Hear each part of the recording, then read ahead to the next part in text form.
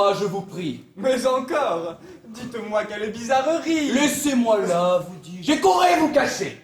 Mais on entend les gens au moins sans se fâcher. Moi, je veux me fâcher. Et ne veux point entendre. Dans vos brusques chagrins, je ne puis vous comprendre. Et quoi qu'ami, enfin, je suis tout des premiers. Moi, votre ami. Rayez cela de vos papiers. J'ai fait jusqu'ici profession de l'être. Mais après ce qu'en vous je viens de voir paraître, je vous déclare net que je ne le suis plus. Et ne veut nulle place sont des cœurs corrompus. Je suis donc bien coupable, Alceste, à votre compte. Allez, vous devriez mourir de pure honte. Une telle action ne saurait s'excuser. Et tout homme d'honneur s'en doit scandaliser. Je vous vois accabler un homme de caresses et témoigner pour lui les dernières tendresses. De protestations, d'offres et de serments, vous chargez la fureur de vos embrassements. Et quand je vous demande après, quel est cet homme? À peine pouvez-vous dire comme il se nomme. Votre chaleur pour lui tombe en vous séparant, et vous me le traitez à moi d'indifférent. Morble. C'est une chose indigne, lâche, infâme de s'abaisser ainsi jusqu'à trahir son âme. Et si par un malheur j'en avais fait autant, je m'irais, de regret, pendre tout à l'instant. Je ne vois pas pour moi que le cas soit pendable. Et je vous supplierais d'avoir pour agréable que je me fasse un peu grâce sur votre arrêt, et ne me pende pas pour cela, s'il vous plaît. Oh, que la plaisanterie est de mauvaise grâce. Mais sérieusement, que voulez-vous qu'on fasse? Je veux qu'on soit sincère, et qu'en homme d'honneur, on ne lâche aucun mot qui ne vienne du cœur. Lorsqu'un homme vous vient embrasser avec joie, il faut bien le payer de la même monnaie, répondre comme on peut à ses empressements, et rendre offre pour offre et serment pour serment. Non, je ne puis souffrir cette lâche méthode qu'affectent la plupart de vos gens à la mode.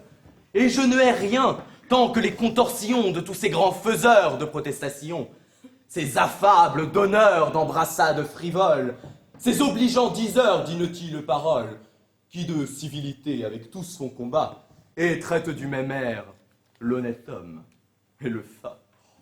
Quel avantage a-t-on qu'un homme vous caresse, vous jure amitié, foi, zèle, estime, tendresse, et vous fasse de vous un éloge éclatant, lorsqu'au premier faquin il court en faire autant? Non, non, il n'est point d'âme un peu bien située qui veuille d'une estime ainsi prostituée. Et la plus glorieuse a des régals peu chers, lorsqu'on voit qu'on nous mêle avec tout l'univers. Sur quelques préférences, une estime se fonde, et ce n'estimer rien qu'estimer tout le monde. Puisque vous y donnez dans ces vices du temps, morbleu, vous n'êtes pas pour être de mes gens. Je refuse d'un cœur la vaste complaisance qui ne fait de mérite aucune différence. Je veux qu'on me distingue. Et pour le trancher net, l'ami du genre humain n'est point du tout mon fait. Mais quand on est du monde, il faut bien que l'on rende quelques dehors civils que l'usage demande. Non, vous dis-je, on devrait châtier sans pitié ce commerce honteux de semblants d'amitié. Il faut que l'on soit homme, et qu'en toute rencontre, le fond de notre cœur, dans nos discours se montre. Que ce soit lui qui parle, et que nos sentiments ne se masquent jamais sous de vains compliments. Il est bien des endroits où la pleine franchise deviendrait ridicule, et serait peu permise. Et parfois, n'en déplaise à votre austère honneur, il est bon de cacher ce qu'on a dans le cœur. Serait-il à propos et de la bienséance de dire à mille gens tout ce que d'eux on pense? Ou quand on a quelqu'un qu'on hait ou qui déplaît, lui doit-on déclarer la chose comme elle est? Oui. Quoi? Vous iriez dire à la vieille Émilie qu'à son âge il sied mal de faire la jolie, et que le blanc qu'elle a scandalise chacun? Sans doute. À Dorilac, qu'il est trop importun, et qu'il n'est à la cour oreille qu'il ne lasse à compter sa bravoure et l'éclat de sa race. Fort bien. Vous moquez. Je ne me moque point. Et je vais n'épargner personne sur ce point. Mes yeux sont trop blessés. Et la cour et la ville ne m'offrent rien qu'objet à m'échauffer la ville. J'entre en une humeur noire, en un chagrin profond, quand je vois vivre entre eux les hommes comme ils font. Je ne trouve partout que lâche flatterie, qu'injustice, intérêt, trahison, fourberie. Je n'y puis plus tenir. J'enrage, et mon dessein est de rompre en visière à tout le genre humain. Ce chagrin philosophe est un peu trop sauvage. Je ris des noirs accès où je vous envisage. Et crois voir en nous de sous-mêmes soins nourris, ces deux frères que pas l'école des maris, dont... Mon Dieu, laissons là vos comparaisons fades. Non, tout de bon, quittez toutes ces incartades. Le monde par vos soins ne se changera pas. Et puisque la franchise a pour vous tant d'appât, je vous dirai tout franc que cette maladie, partout où vous allez, donne la comédie. et qu'un si grand courroux contre les mœurs du temps vous tourne en ridicule auprès de bien des gens. Tant mieux, morbleu, tant mieux. Ce m'est un fort bon signe et ma joie en est grande. Tous les hommes sont à tel point odieux que je serais fâché d'être sage à leurs yeux. Vous voulez un grand mal à la nature humaine. Oui, j'ai conçu pour elle une effroyable haine. Tous les pauvres mortels, sans nulle exception, seront enveloppés dans cette aversion.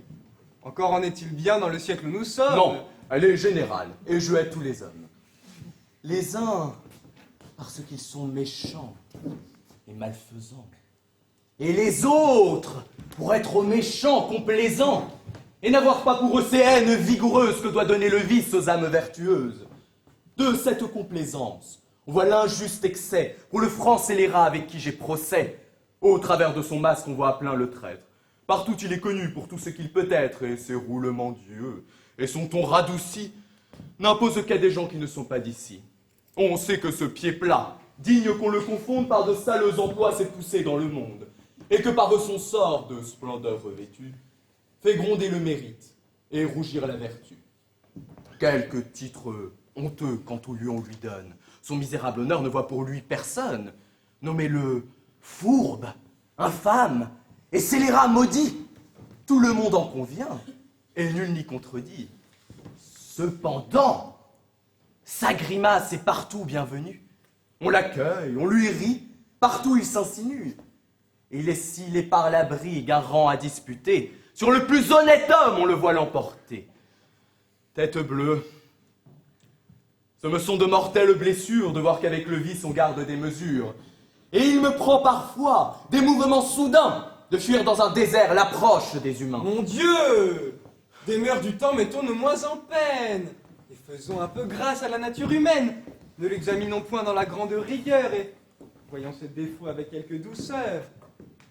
Il faut parmi le monde une vertu traitable. À force de sagesse, on peut être blâmable. La parfaite raison fuit toute extrémité, et veut que l'on soit sage avec sobriété. Cette grande raideur des vertus des vieux âges heurte trop notre siècle, et les communs usages, elle veut aux mortels trop de perfection. Il faut fléchir au temps sans obstination. C'est une folie à nulle autre seconde de vouloir se mêler, de corriger le monde. Mais j'observe, comme vous, 100 choses tous les jours qui pourraient mieux aller, prenant un autre cours, mais quoi qu'à chaque pas je puisse voir paraître, en courroux comme vous, on ne me voit point être.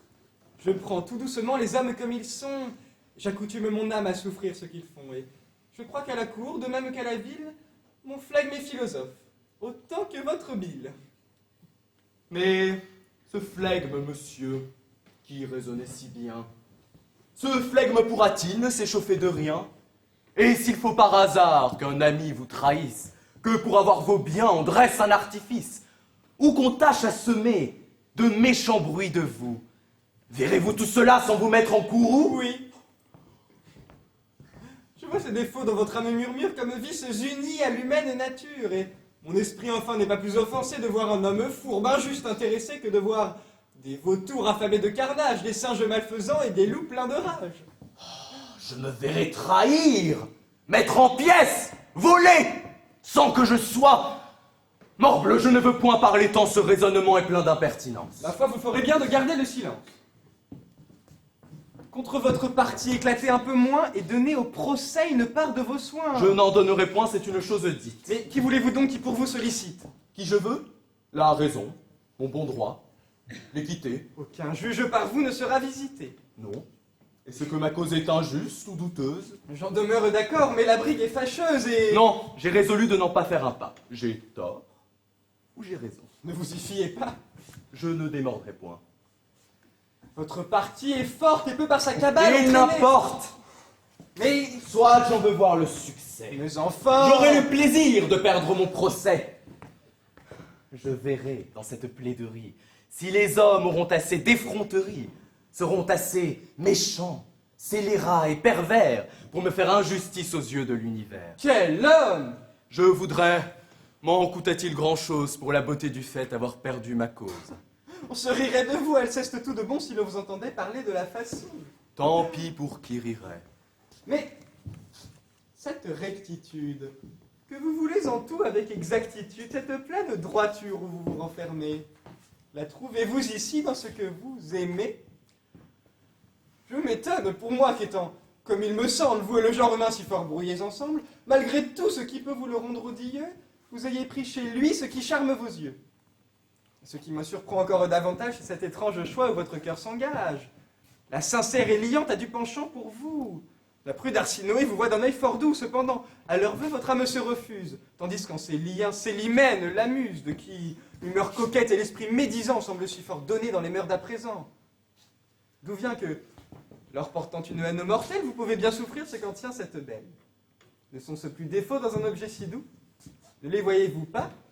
Ou les excusez-vous? Non. L'amour que je sens pour cette jeune veuve ne ferme point mes yeux aux défauts qu'on lui trouve. Et je suis, quel quart d'heure qu'elle m'ait pu donner, le premier à les voir, comme à les condamner. Mais, avec tout cela, quoi que je puisse faire, je confesse mon faible, elle a l'art de me plaire. J'ai beau voir ses défauts, et j'ai beau l'en blâmer, en dépit qu'on en ait, elle se fait aimer. Sa grâce est la plus forte. Et sans doute ma flamme de ses vices du temps pourra purger son âme. Si vous faites cela, vous ne ferez pas peu. Vous croyez être donc aimé d'elle? Oui, parbleu, je ne l'aimerais pas si je ne croyais l'être. Mais si son amitié pour vous se fait paraître, d'où vient que vos rivaux vous causent de l'ennui? C'est qu'un cœur bien atteint veut qu'on soit tout à lui. Et je ne viens ici qu'à dessein de lui dire tout ce que là-dessus ma passion m'inspire. Pour moi, si je n'avais qu'à former des désirs, sa cousine Éliante aurait tous mes soupirs. Son cœur, qui vous estime, est solide et sincère, et ce choix plus conforme était mieux votre affaire. Il est vrai. Ma raison me le dit chaque jour. Mais la raison n'est pas ce qui règle l'amour. Je crains fort pour vos feux, et l'espoir où vous êtes pourrait... J'ai su là-bas que pour quelques emplettes, Éliante est sortie, et Célimène aussi. Mais comme l'on m'a dit que vous étiez ici, j'ai monté pour vous dire, et d'un cœur véritable, que j'ai conçu pour vous une estime incroyable, et que depuis longtemps, cette estime m'a mis dans un ardent désir d'être de vos amis. Oui, mon cœur au mérite aime à rendre justice, et je brûle qu'un nœud d'amitié nous unisse. Je crois qu'un ami chaud et de ma qualité n'est assurément pas pour être rejeté. C'est à vous, s'il vous plaît, que ce discours s'adresse. À moi, monsieur. À vous. Trouvez-vous qu'il vous blesse? Non pas. Mais la surprise est fort grande pour moi et je n'attendais pas l'honneur que je reçois. L'estime où je vous tiens ne doit point vous surprendre, et de tout l'univers, vous la pouvez prétendre. Monsieur. L'État n'a rien qui ne soit en dessous du mérite éclatant que l'on découvre en vous. Monsieur. Pour ma part, je vous tiens préférable à tout ce que j'y vois de plus considérable. Monsieur. Sois-je du ciel écrasé si je mens, et pour vous confirmer ici mes sentiments, souffrez qu'à cœur ouvert, monsieur, je vous embrasse.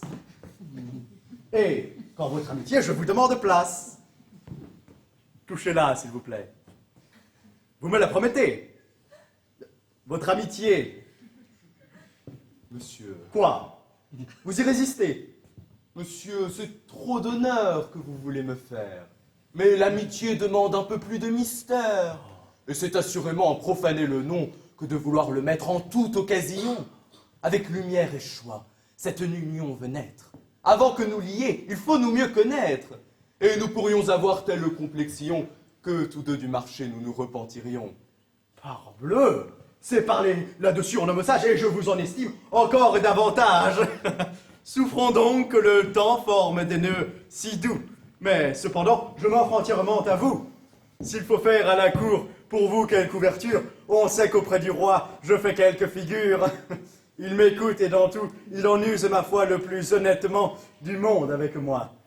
Enfin, je suis à vous de toutes les manières, et comme votre esprit a de grandes lumières, je viens, pour commencer entre nous ce beau nœud, vous montrer un sonnet que j'ai fait depuis peu, et savoir s'il est bon qu'au public je l'expose.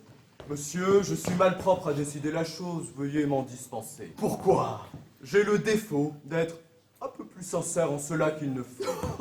C'est ce que je demande, et j'aurais lieu de plainte si m'exposant à vous pour me parler sans feinte, vous alliez me trahir et me déguiser rien. Puisqu'il vous plaît ainsi, monsieur, je le veux bien.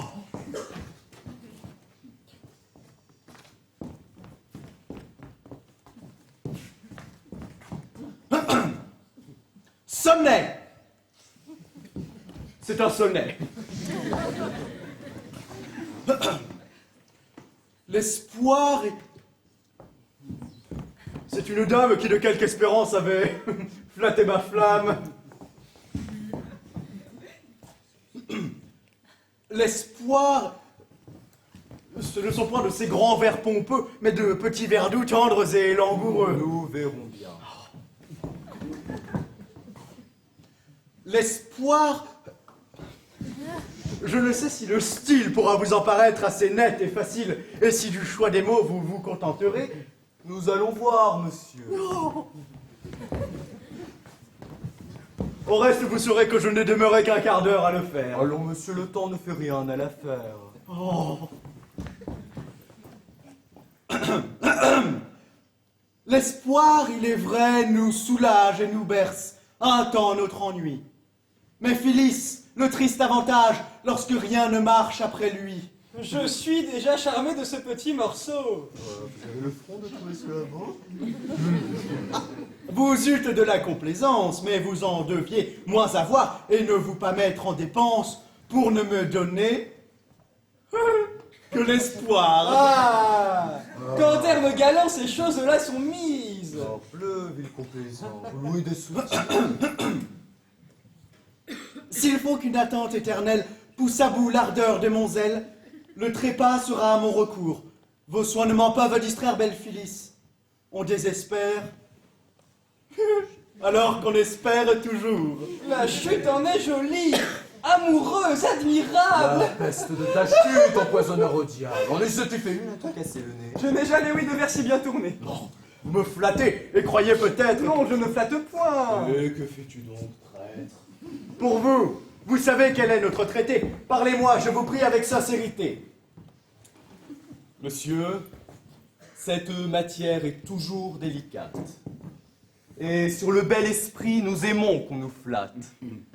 Mais un jour, à quelqu'un dont je tairai le nom, je disais, en voyant des vers de sa façon, qu'il faut qu'un galant homme ait toujours grand empire sur les démangeaisons qui nous prennent des cris. Qu'il doit tenir la brigue aux grands empressements qu'on a de faire éclat de tels amusements. Et que, par la chaleur de montrer ses ouvrages, on s'expose à jouer de mauvais personnages. Est-ce que vous voulez me déclarer par là que j'ai tort de vouloir... Je ne dis pas cela. Mais je lui disais, moi, qu'un froid écrit assomme, qu'il ne faut que ce faible à décrire un homme, et qu'eût-on d'autre part, sans belle qualité, on regarde les gens par leur méchant côté. Est-ce que vous voulez me déclarer par là que j'ai tort de vouloir... Je ne dis pas cela. Mais pour ne point écrire, je lui mettais aux yeux comme, dans notre temps, cette soif à gâter de fort honnêtes gens. Est-ce que j'écris mal et le ressemblerai-je? Je ne dis pas cela. Mais enfin, lui disais-je, quel besoin si pressant avez-vous de rimer? Et qui diantre vous pousse à vous faire imprimer? Si l'on peut pardonner l'essor d'un mauvais livre, ce n'est qu'aux malheureux qui composent pour vivre. Croyez-moi, résistez à vos tentations, dérobez au public ses occupations, et n'allez point quitter de quoi que l'on vous somme le nom que dans la cour vous avez d'honnête homme, pour prendre de la main d'un avis d'imprimeur, celui de ridicule et misérable auteur. Oh. C'est ce que je tâchais de lui faire comprendre.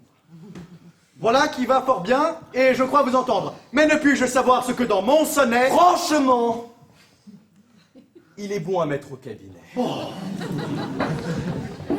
Vous vous êtes réglé sur de méchants modèles, et vos expressions ne sont point naturelles. Qu'est-ce que nous berce un temps notre ennui, et que rien ne marche après lui? Que ne vous pas mettre en dépense pour ne me donner que l'espoir, et que, Phyllis, on désespère, alors qu'on espère toujours. Ce style figuré dont on fait vanité sort du bon caractère et de la vérité. Ce sont que jeux de mots, qu'affectation pure, et ce n'est pas ainsi que parle la nature. Le méchant goût du siècle, en cela me fait peur. Nos pères tout grossiers l'avaient beaucoup meilleur. et je prise bien moins tout ce que l'on admire qu'une vieille chanson que je m'en vais vous dire. Si le roi m'avait donné Paris sa grande ville, et qu'il me fallut quitter l'amour de mamie, je dirais au roi Henri, reprenez votre Paris. J'aime mieux mamie au guet, j'aime mieux mamie. Bon, la rime n'est pas riche et le style en est vieux. Mais ne voyez-vous pas que cela vaut bien mieux que ces colifichets dont le bon sens murmure, et que la passion parle là toute pure? Si le roi m'avait donné Paris sa grande ville, et qu'il me fallut quitter l'amour de mamie, je dirais au roi Henri, reprenez votre Paris. J'aime mieux mamie au guet, j'aime mieux mamie.